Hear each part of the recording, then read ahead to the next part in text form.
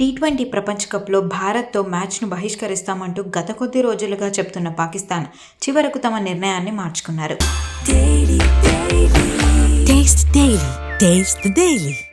ఫిబ్రవరి 15వ తేదీన జరగనున్న హై వోల్టేజ్ పోర్లో భారత్తో తలపడేందుకు తమ జట్టుకు పాక్ ప్రభుత్వం గ్రీన్ సిగ్నల్ ఇచ్చింది. ఇప్పుడు ఈ విషయం మరోసారి వివాదాస్పదమైంది. పాకిస్తాన్ సూపర్ లీగ్ సందర్భంగా జరిగిన సమావేశంలో ఐసీసీ నుంచి వస్తున్న ఒత్తిళ్లపై ప్రశ్నించగా నఖ్వీ రాజకీయ కోణంలో సమాధానమిచ్చారు. భారత్ ఐసీసీ బెదిరింపులకు ప్రభుత్వం భయపడదని, పాక్ ఆర్మీ చీఫ్ అసీం మునీర్ కూడా దీనికి కట్టుబడి ఉన్నారని ఆయన వ్యాఖ్యానించారు. క్రికెట్ అంశంలోకి నేరుగా సైన్యాన్ని లాగడంపై ప్రపంచవ్యాప్తంగా నఖ్వీపై విమర్శలు వెల్లువెత్తుతున్నాయి. పాకిస్తాన్, బంగ్లాదేశ్, శ్రీలంక క్రికెట్ బోర్డు అధికారులు అలాగే ఐసీసీ మధ్య సమావేశం జరిగిన తర్వాత సీన్ రివర్స్ అయింది. అందరి అభ్యర్థన మేరకు క్రికెట్ స్ఫూర్తిని కాపాడటమే తమ ఉద్దేశమని చెబుతూ పాకిస్తాన్ ప్రభుత్వం మ్యాచ్కు అంగీకరించింది.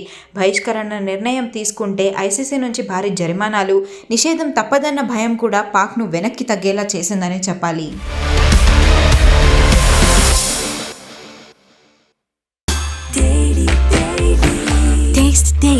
Taste the Daily.